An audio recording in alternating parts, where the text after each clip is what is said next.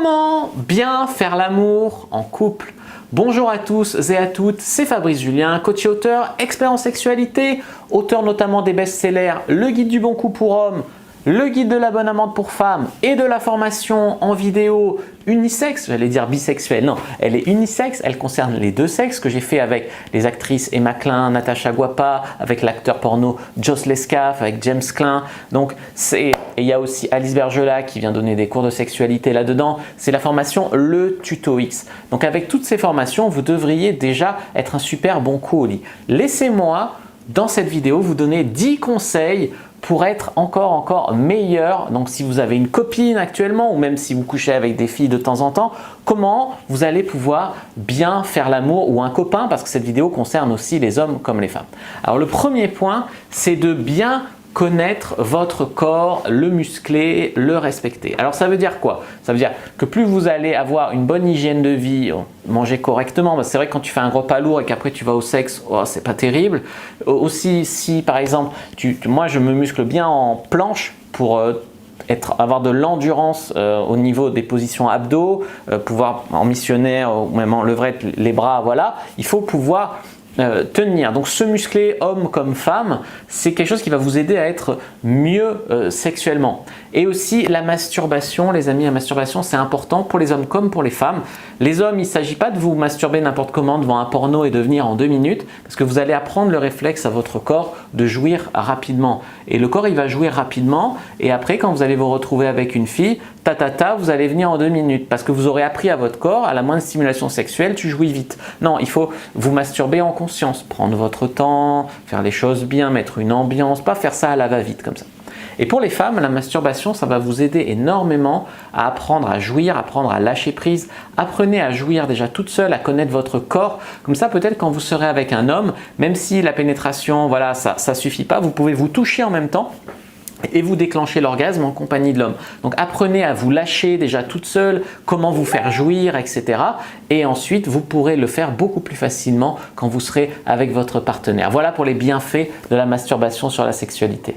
Le point numéro 2, c'est l'ambiance générale dans votre couple autour du sexe. Alors, l'ambiance, ça peut être qu'est-ce qui va vous gêner dans le sexe. Est-ce que peut-être c'est les voisins, votre copain ou votre copine vient vers vous, elle vous chauffe, mais vous ce qui vous gêne c'est que peut-être il y a des voisins qui vont vous voir, mais vous la repoussez, vous expliquez pas pourquoi, etc. Non, dites j'aimerais bien qu'on ferme les rideaux, voilà, j'aime pas trop le vis-à-vis, ou j'aimerais bien qu'on mette une lumière tamisée, ça sera beaucoup mieux, tu vois. N'hésitez pas à mettre une ambiance. Moi une fois je suis rentré dans mon appart, il y avait ma copine, elle avait mis des petites bougies, elle m'attendait avec son petit, je sais pas ce que c'était, une espèce de nuisette, etc. Hyper sexy. Voilà, elle avait vraiment mis le feu, elle avait vraiment mis l'ambiance. Moi, je rentrais, j'étais encore au travail, j'étais encore comptable, je crois, à cette époque-là. Je rentrais et j'ai trouvé ça, voilà, je suis devenu comme un fou. Donc, l'ambiance, c'est vraiment très important. L'ouverture d'esprit aussi, c'est important. C'est-à-dire que peut-être votre partenaire va vous proposer, viens, on va voir comment ça se passe à un club libertin, viens, on s'inscrit sur un site libertin, viens, on essaye des nouvelles positions, viens, on essaye la sodomie, viens. Et il y a des gens, ça leur fait un peu peur, et c'est normal, ça fait toujours peur. D'accord, les plus belles aventures ont lieu hors de notre zone de confort. Les gens, ils ont toujours un peu peur, mais il y en a qui vont dire non, se fermer, puis c'est comme ça qu'on se crée une vie de routine et avec des options assez limitées. Puis il y a des gens qui vont dire je vais me renseigner, ou oui on essaye, mais voilà, à mon rythme, voilà. Et là qui s'ouvrent et qui font des petits pas hors de leur zone de confort avec de l'ouverture d'esprit, et c'est comme ça que la vie sexuelle vraiment s'améliore. Je te prends l'exemple d'aller en club libertin, il y a des gens qui sont là, ah non moi je suis pas, ils croient qu'il n'y a que des vieux, que des moches, ou ils croient que tu es obligé de faire de l'échangisme, que tu es obligé de coucher avec d'autres personnes, pas du tout. Tu peux aller en club juste pour voir, juste pour t'érotiser, juste pour faire l'amour peut-être même à côté d'un autre couple, ou même pour rien faire du tout, juste pour l'ambiance. Mais vraiment ouvrez-vous l'esprit, c'est comme ça que vous allez pouvoir pimenter votre vie de couple, et c'est comme ça que vous aurez une forte vie sexuelle, une forte libido en couple sur le long terme. Le troisième point, c'est se caresser, prendre le temps de se caresser, de se toucher, etc. Il y a beaucoup de couples qui, voilà, sous prétexte qu'ils sont en couple, ils s'embrassent très brièvement ou presque comme des amis, il n'y a plus de passion, etc. Prenez le temps de vous embrasser langoureusement, de vous caresser par-dessus les vêtements, etc. Et il y a généralement des femmes, mais ça peut aussi être des hommes, qui quand on les embrasse, rendent pas vraiment le truc. C'est-à-dire, elles sont là un peu en mode rigide, elles se laissent embrasser, elles se laissent chauffer, elles se laissent faire. Mais voilà, on n'est pas là pour de la sidération psychologique ou quoi. Non, si la femme, il faut qu'elle soit active. Embrassez le mec, caressez-le, caressez-lui son torse, etc. Et si c'est votre femme ou votre copine qui vous chauffe, rendez-lui ses caresses, touchez-lui les seins, touchez-lui le dos, les fesses, les cheveux. Voilà, ne soyez pas toujours là, je reçois des caresses et je me laisse faire. Non, ça c'est nul. Ne soyez pas rigide. Donc embrassez-vous, caressez-vous par-dessus les vêtements, passez un petit peu en dessous, etc.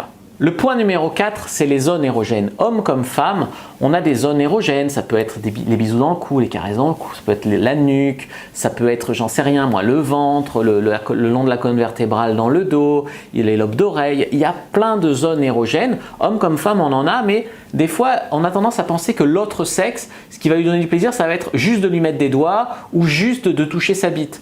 Non, l'autre sexe a également des zones érogènes autres que ces zones sexuelles primaires.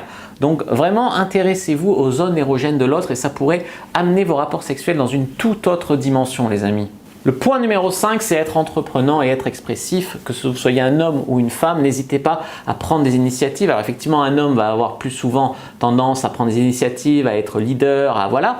Mais une femme peut aussi prendre des initiatives au lit et c'est même très très important qu'elle le fasse. N'attendez pas que votre homme dise « vas-y, tu peux me branler, vas-y, tu peux me sucer ». Non, de temps en temps, vous avez envie de lui toucher le sexe, allez-y, tentez des choses. Vous avez envie de changer de position, dites-lui ben, « ça te dit on change de position, ça te dit de me prendre en levrette ». Voilà, soyez aussi force de proposition, force d'essayer des choses et en tant qu'homme aussi, votre énergie masculine, c'est aussi être leader, proposer des choses, changer de position, initier, tu vois ce que je veux te dire. Donc ça va vraiment être important. Et au niveau d'être expressif, les femmes qui sont expressives, je ne vous dis pas de faire Nikita Bellucci dans un porno, voilà, c'est une caricature, tu la touches à peine, elle hurle, non, mais lâchez-vous, laissez-vous, si vous avez envie de lui parler, de lui dire qu'il est beau, de lui dire encore, oh oui, c'est trop bon, dites-lui, et si jamais c'est plutôt des choses un peu plus crues, les hommes, des fois, ça surprend, mais j'aime ta bite, dire j'aime ta bite à un homme, ça peut lui faire un effet de dingue. Pour un homme aussi, soyez expressif. Vous pouvez même ne pas hésiter à gémir. Moi, il y a des femmes, tel monsieur, je dis oh c'est bon, et j'aime ça. Et déjà, je les encourage. Et puis, elles adorent avoir ce feedback non verbal quand elles font du sexe.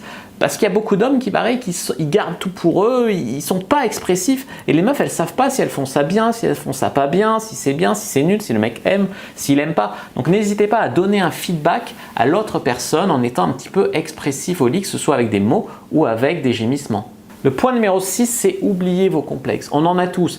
Les femmes, elles vont dire « ah, j'ai un peu de cellulite, mes seins sont pas assez gros, mes fesses sont un peu trop grosses ». Les hommes, ils vont dire « j'ai un peu de bide, j'ai pas assez d'abdos, voilà, mon sexe n'est pas assez gros, j'en sais rien ». Chaque sexe a des complexes et c'est pas pour ça qu'il faut vous enfermer dans « on va faire l'amour dans le noir, on va pas se regarder, on va pas se voir ». Non, au contraire, vous êtes dans le moment, lâchez-vous, acceptez-vous, aimez-vous, acceptez votre corps.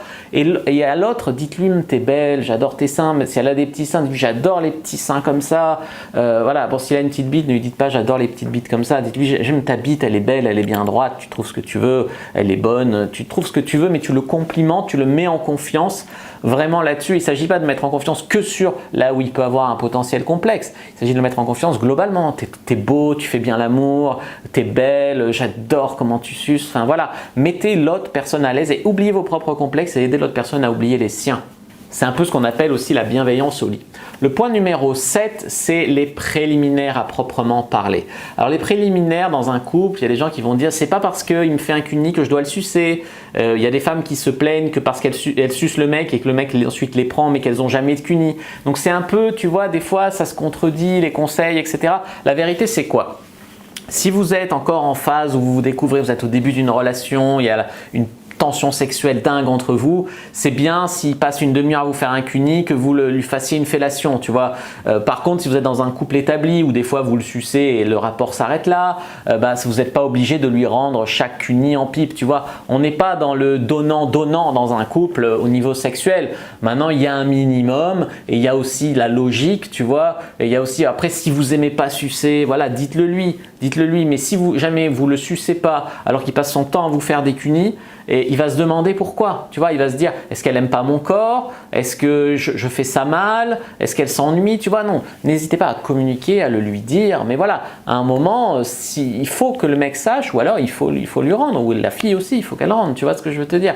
Donc, soyez pas dans la logique du donnant-donnant strict non plus. Mais quand même, ne soyez pas non plus dans le c'est pas parce qu'il me fait des trucs que je dois lui en faire, tu vois. Le point numéro 8, c'est de faire différentes positions sexuelles. J'ai l'habitude de dire qu'il faut faire au moins 3 positions sexuelles dans un rapport sexuel, ce qui est juste à titre indicatif, parce qu'un bon rapport peut être fait avec une seule position. Mais à titre indicatif, c'est bien pour ajouter aussi de la variété, etc. Minimum, voilà, missionnaire ou missionnaire jambes relevées.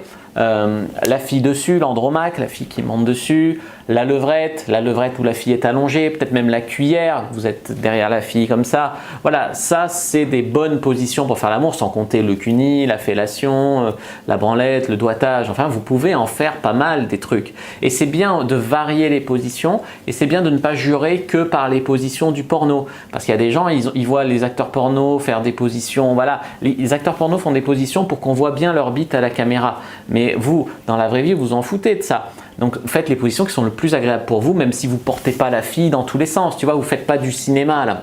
Donc il y a des bonnes choses dans le porno, tu vois, tout n'est pas à jeter, mais ne vous laissez pas détraquer par les trucs un petit peu extravagants qu'il peut y avoir dans le porno. Alors on va vous dire, souvent des sexologues vont vous dire ouais mais il ne faut pas tomber dans la course à la performance.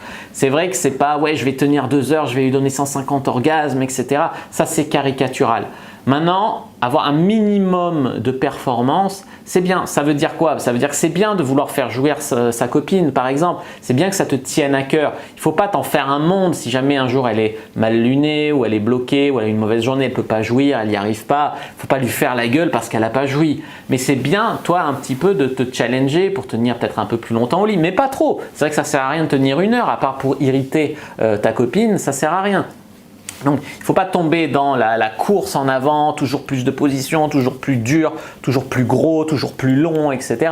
Non, toujours plus d'orgasmes, non. Mais il faut qu'il y en ait quand même un minimum parce que si on dit la performance ça compte pas, le mec il arrive, il fait l'amour 2 minutes, la fille elle n'a pas de plaisir, il tire son coup et puis c'est terminé. Et c'est un peu nul, tu vois. Donc il faut un minimum, tu vois ce que je veux te dire, mais il ne faut pas tomber effectivement dans la fuite en avant de la performance.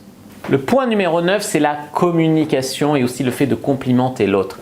Dans les couples, souvent, les gens ils ont perdu l'habitude que l'autre est beau. À force de le voir tous les jours, peut-être de dormir tous les jours nu ou toujours le voir à la salle de bain ou même des fois sur les toilettes, les gens ils ont perdu en fait, le fait de vue que leur copine ou leur copain est beau, peut être désirable, etc. Et donc, alors, quand il y a un truc qui ne va pas, ça critique. Par exemple, ah tu me fais toujours un cuni de la même façon, j'ai pas envie de suivre un protocole au lit, on va changer, faut changer ton protocole, machin. Toujours dès qu'il y a un truc qui ne va pas, ça va râler. Par contre, quand il y a un truc qui est bien fait, eh ben, ça ne va plus l'apprécier, tu vois. Donc, ne perdez pas de vue tout ce qui est bien, tout ce que l'autre fait bien. Et si vous voulez améliorer des choses, comme le fait de ne pas toujours faire les mêmes positions dans le même ordre, etc., ou proposer des nouvelles pratiques, ou essayer de nouvelles choses, communiquez, parlez-en, ouvrez la conversation. Pour ouvrir la conversation, vous pouvez le faire soit au lit, après avoir fait l'amour avec une personne, enfin avec votre copain ou votre partenaire, soit sinon vous pouvez le faire aussi, vous pouvez regarder du porno en couple, ça peut être bien pour ça le couple, un porno dans lequel par exemple il y a un plan à 3 ou dans lequel les gens vont en club libertin et ça dit hey, toi ça t'excite de voir ça, tu crois que ça t'exciterait en vrai et vous ouvrez vraiment la conversation sur vos fantasmes etc. là-dessus après. Le point numéro 10 c'est vraiment de vous former au couple parce que l'entente vraiment dans votre couple va déterminer que ça soit bien sexuellement ou pas. Donc j'en parle dans mon livre Le guide du couple heureux. Je vous aide vraiment à avoir un couple heureux et également j'aborde les questions de la sexualité dans le couple, de ne pas perdre la passion dans le couple et du libertinage en couple. Donc je vous invite vraiment à découvrir Le guide du couple heureux. Et si vraiment vous vous intéressez aux formations sexuelles, Le guide du bon coup pour homme, Le guide du bon coup pour femme, et ma formation vidéo unisexe qui s'appelle Le Tuto X qui aidera autant les hommes que les femmes en vidéo, on vous montre tout, etc. Donc vraiment, vous allez voir les techniques, comment faire, nos conseils en vidéo quoi. N'hésitez pas à mettre un like sous cette vidéo si elle vous a plu, si ça vous a aidé. C'est la seule façon pour moi de le savoir si vous appréciez ce genre de travail de fond, hein, vraiment 10 conseils là Donc n'hésitez pas à mettre un like si ça vous a plu, à commenter, à me dire que ça vous a plu dans les commentaires, à poser des questions s'il en reste, ça me fera très plaisir de vous répondre dans les commentaires. N'hésitez pas à vous abonner à la chaîne, activer la cloche pour ne pas rater les prochaines vidéos, me suivre sur les réseaux sociaux, Instagram, Twitter, Facebook, etc. Rejoindre le groupe privé, la communauté de la Cyprine sur Facebook, on est déjà plus de 1500 membres actifs. On parle de sexualité, de séduction, on parle de faire les profils sur les sites de rencontres, on s'entraide, etc. Les sujets de société, sur la séduction, ça partage des articles. Donc c'est vraiment bien. Rejoignez le groupe, la communauté de la Cyprine sur Facebook et puis aussi soyez actifs dessus, postez des trucs, posez des questions aux gens, etc. Et puis voilà, suivez-moi sur Twitter, Instagram, tout ça, je suis très actif. Téléchargez votre guide gratuit, comment rendre une personne accro à vous au sexe, dans la description de la vidéo, c'est un guide offert. Et moi je vous dis à bientôt et que le dieu de la séduction et de la sexualité soit avec vous les amis et je vous souhaite beaucoup de plaisir en couple.